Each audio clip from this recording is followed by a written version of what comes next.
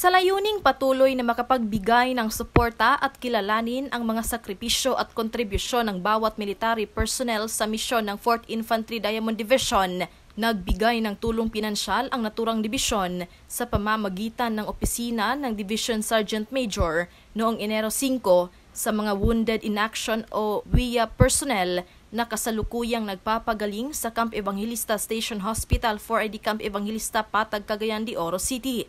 Mismong si Division Sergeant Major Senior Master Sergeant Ray A. Viña ang nag-abot ng tulong pinansyal mula sa Confederation of Diamond Enlisted Personnel ng 4ID sa mga sundalong sugatan at sa mga miyembro ng Citizen Armed Forces Geographical Unit o CAFGU, Active Auxiliary CAA, na kabilang din sa mga nasugatan sa nakaraang inkwentro laban sa Communist Terrorist Group o CTG sa Northern Mindanao at Caraga Region.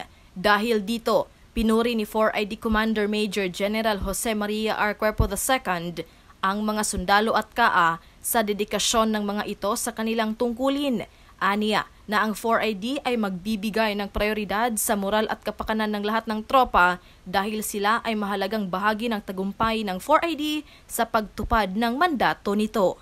Napapanahong balita, serbisyo publiko para sa Pilipino. Ella Rivera, 4ID News.